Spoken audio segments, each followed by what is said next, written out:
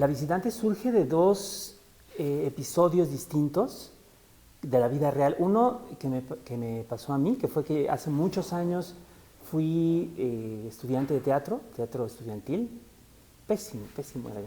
Pero ahí hice ejercicios de teatro y me enteré de muchos detalles como de este mundo de actores, directores y sobre todo como de estas escuelas de teatro que existieron a finales del siglo pasado, que eran muy audaces, muy extrañas, con unas ideas muy atrayentes.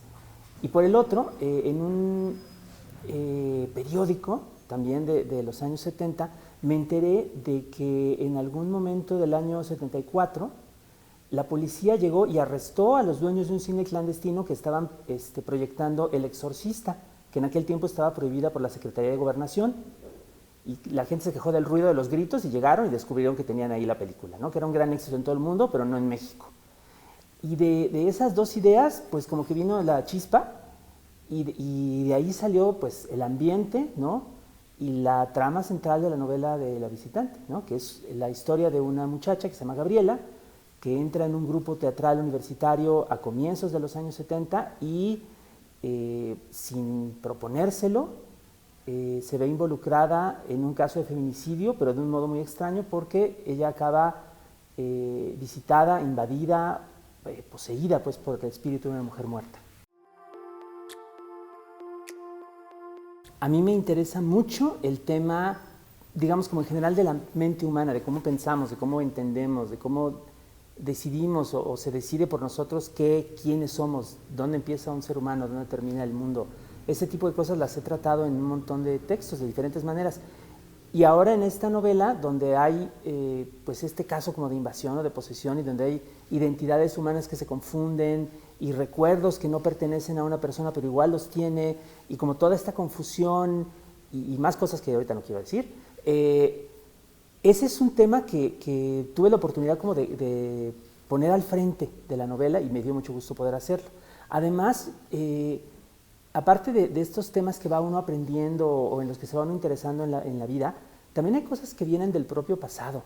Y en este caso, pues todo este gusto que tengo por el teatro, a pesar de que nunca fui muy bueno, siempre me fascinó, me sigue fascinando. Alguna que otra vez había podido meter alguna mención aquí y allá, pero en esta también pude entrar de lleno, echarme de cabeza, hacer una investigación también muy sabrosa sobre un montón de cosas que no sabía del ambiente de esa época, que además es un territorio, por el año que elegí, 1972, que ya se ve por qué en la novela, por el año que elegí es una época que está un poco en la sombra, porque no es 1971, que fue directamente el año del halconazo, ni tampoco fue 74, 75, 76, que ya estábamos en otra época de la historia nacional, ¿no?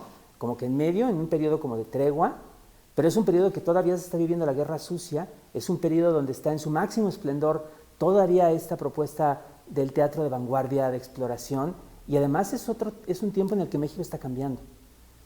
Cambiando de maneras que ya hemos llegado a ver cómo son, pero que entonces la gente desconocía. Y finalmente es una época bien diferente de esta. Es una época en la que los conciertos de rock and roll estaban prohibidos y además estaba prohibida la venta de discos de rock and roll. Se oían de manera clandestina. Es una época en la que no había ni celulares, ni internet, ni un montón de formas de comunicación que ahora damos por sentadas. Es una época en la cual la población del país era mucho más pequeña y en la cual la Ciudad de México, que es donde se desarrolla la novela, era muy diferente. Uno de esos enemigos era la represión, de la que no se hablaba, pero que estaba ahí presente y se sabía que era una realidad, ¿no? No solamente un cuento con el que espantar a alguna persona, sino que había ocurrido de manera muy clara, muy pública en años anteriores y estaba todavía ocurriendo de manera encubierta y también en otras zonas del país. Esa era una gran preocupación, un gran demonio pues, de la época. Otro era, digamos, como este conflicto entre generaciones. Generaciones muy libertarias, jóvenes, y generaciones muy tradicionalistas, más mayores, ¿no? Y también había un conflicto como soterrado, un demonio que estaba ahí presionando constantemente, que era simplemente el agotamiento de la política mexicana, que estaba ahogada por el PRI, por la hegemonía del PRI, que parecía todavía impenetrable, ¿no? Invencible. pero todo se estaba desgastando, todo se estaba empezando a querer mover, estaba agitándose.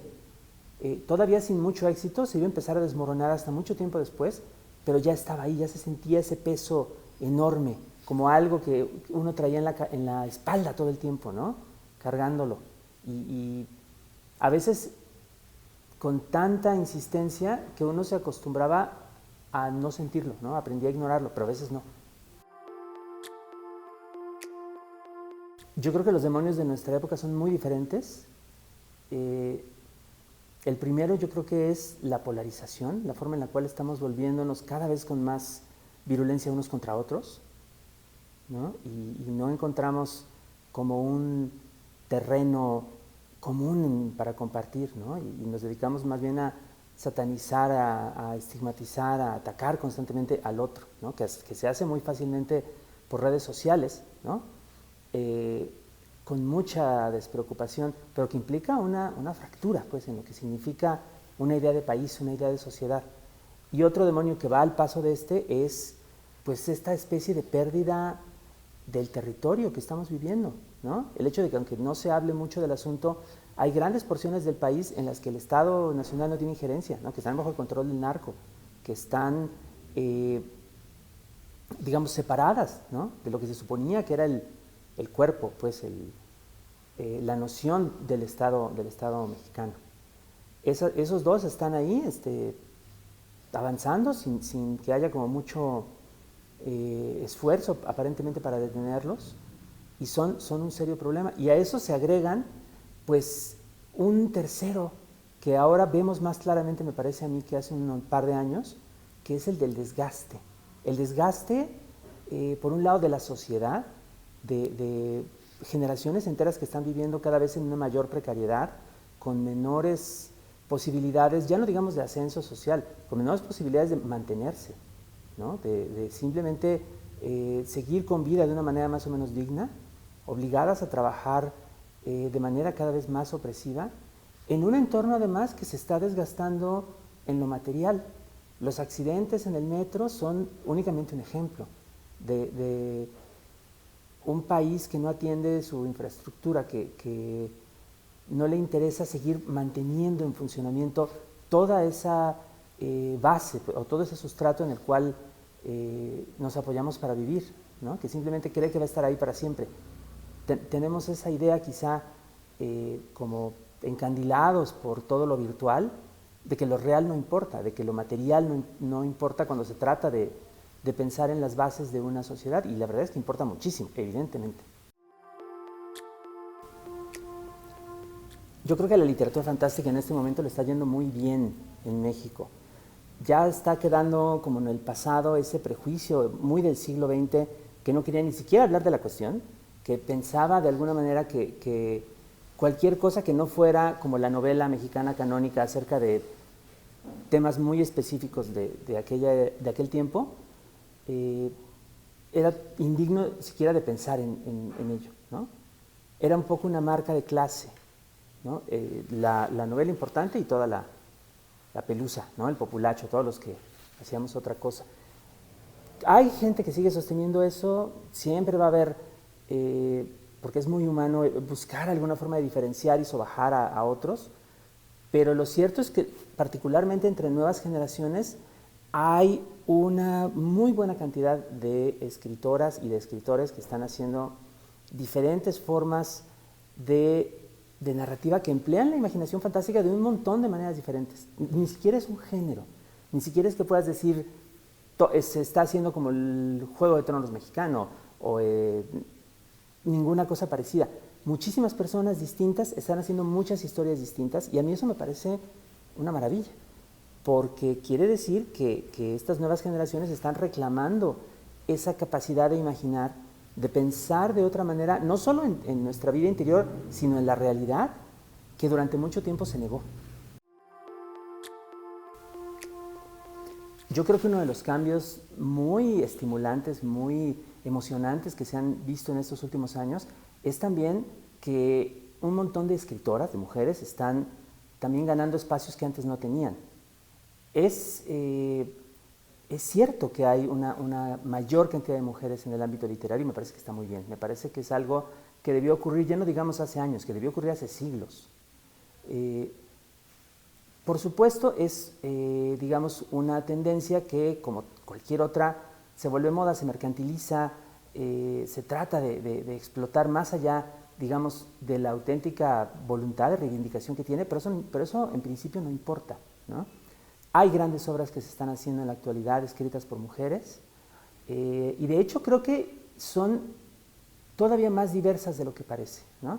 Se habla mucho de las historias como íntimas sobre maternidades, sobre amistad, sobre sororidad, solidaridad entre mujeres, por ejemplo, como una especie de género, ¿no? Se habla como de la autoficción como otra especie de género, ¿no? La autobiografía, la microhistoria, en fin. Y otro género que se está queriendo como crear o como decir que es una especie de pelotón o de grupo cerrado es como de las historias de terror, ¿no? A veces con elementos fantásticos o de otro tipo. La verdad es que si uno ve en ese conjunto, en realidad es mucho más diverso de lo que parece. O sea, María Fernanda Ampuero, por mencionar un ejemplo famoso, no escribe nada como Mariana Enríquez, aunque las pongan juntas, ¿no? Y ellas dos no escriben nada como Cecilia Udave, ¿no? Por mencionar una autora mexicana, o como Viviana Camacho, ¿no? El querer juntarlas es una cosa más bien como un impulso mercantil, pero lo cierto es que están ahí, y lo cierto es que están haciendo libros bien interesantes, y a mí personalmente me da gusto. Cuando me enteré de que había gente que hacía esos libros, que no aparecía nada más como por arte de magia, pues yo dije, ay, me encantaría hacer esto, ¿no? Y con los años fui descubriendo diferentes ejemplos de estas historias de lo fantástico, ¿no? Dentro de géneros, fuera de géneros, porque es también un campo muy variado, más variado de lo que parece.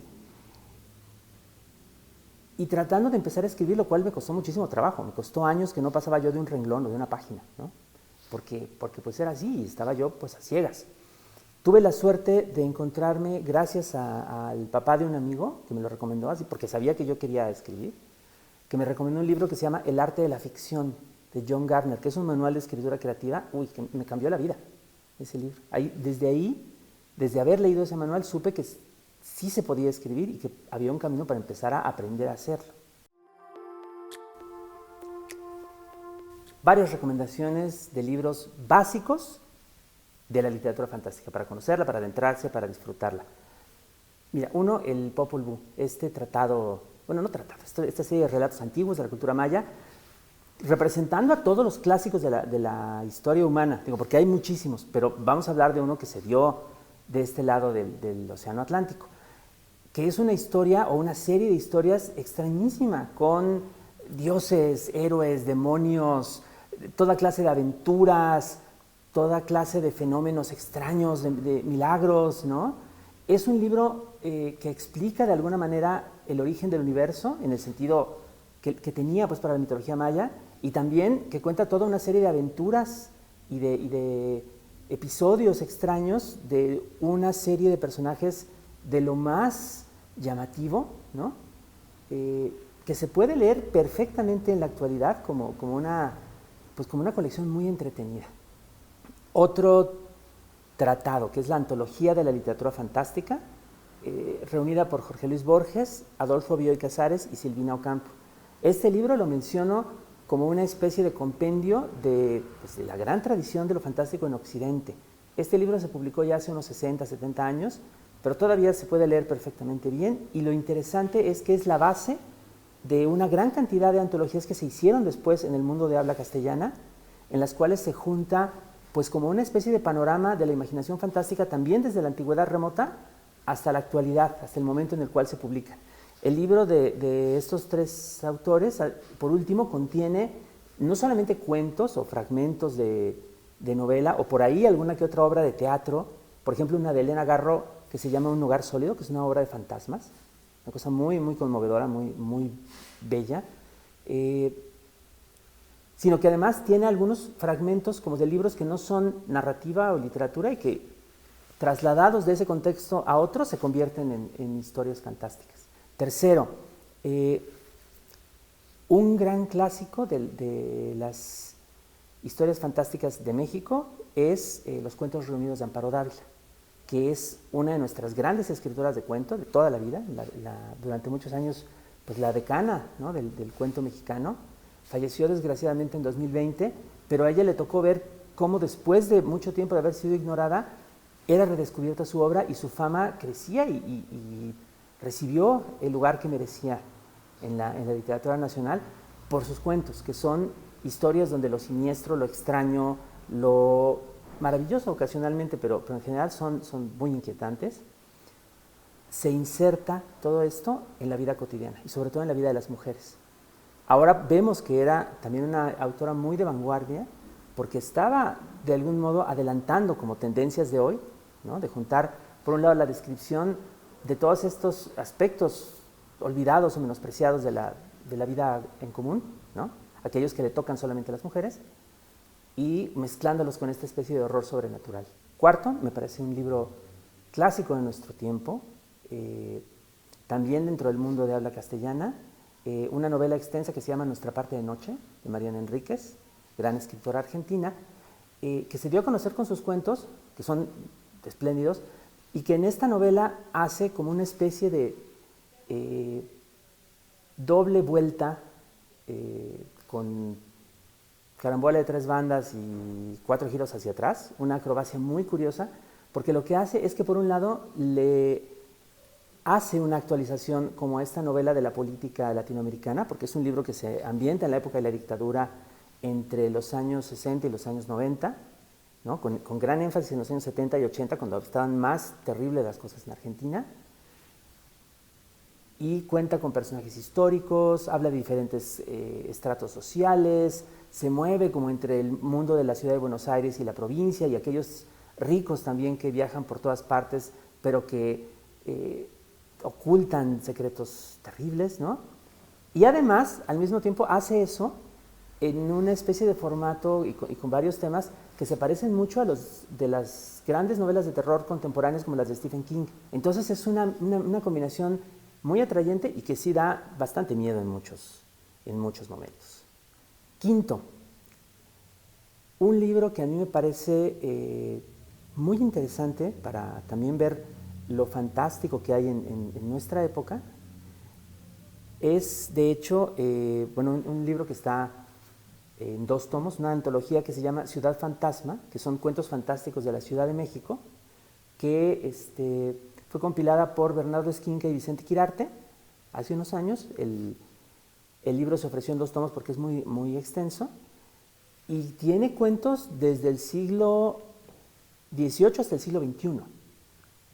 Y cuentos que son lo mismo de lo que se llamaría de género, claramente de terror contemporáneo, de fantasía contemporánea, pero otros también que son simplemente leyendas, ¿no?, o tradiciones reconvertidas mediante la escritura, historias orales, ¿no?, transcritas, cosas de lo más extraño, de lo más diverso, como decía, todas ambientadas en la Ciudad de México, que resulta ser un sitio no menos repleto de fantasmas, de aparecidos, de sucesos extraordinarios, que esas ciudades, digamos que tradicionalmente considera la literatura que son muy afantasmadas, ¿no?, como la ciudad de Londres, por ejemplo. La Ciudad de México no le pide nada a la ciudad de Londres y ahí se demuestra, ¿no? Fíjate, un sexto que no sé si esté ya traducido al castellano, me encantaría que lo estuviera, pero no sé si lo está, una antología muy reciente, en la que, lo voy a decir así, tuve el honor de haber estado, yo no sabía que iba a suceder, no me lo esperaba de ninguna manera, y la tengo que mencionar porque es una antología con lo que sería de algún modo la actualidad de la literatura fantástica en el mundo, que se llama El gran libro de la fantasía moderna, The Big Book of Modern Fantasy, que es un libro así, de este tamaño, reunido por una pareja de escritores, Anne y Jeff Vandermeer, que son narradores estadounidenses, con una obra muy interesante ambos. Jeff Vandermeer, por ejemplo, tiene un libro que se llama Aniquilación, que se hizo una película en Netflix y que es una novela muy extraña, muy inquietante, acerca de el terror que se asienta en la vida, o sea, en la biología, ¿no? Muy, muy inquietante. Pero bueno, en su faceta de antologistas, los Vandermeer hacen este libro que junta lo que ellos consideran un muestrario de lo mejor de la literatura fantástica del último siglo y de todo el mundo. No es una, a pesar de que sale en inglés y sale en los Estados Unidos, no es una antología centrada en los Estados Unidos. Salen por ahí algunos autores, sale Stephen King, sale Angela Carter, sale Ursula Le Guin, otra gran escritora, pero salen escritores de Nigeria, de Nepal, de India, de Japón, de China, de México, de todas partes del planeta, y ahí descubre uno también que la humanidad entera, incluso en esta actualidad, tiene una capacidad imaginativa que no siempre queremos reconocer y que no solamente nos permite entretenernos con nuestros sueños y con nuestras pesadillas, que es completamente válido. Además, nos demuestra que necesitamos la imaginación como especie para tener una válvula de escape, para enfrentarnos a la vida de otra manera y también para proponernos alternativas a la vida real tal como la conocemos. Podemos empezar a imaginar que las cosas cambien, pero para eso necesitamos aprender a imaginar y para eso sirven libros como estos.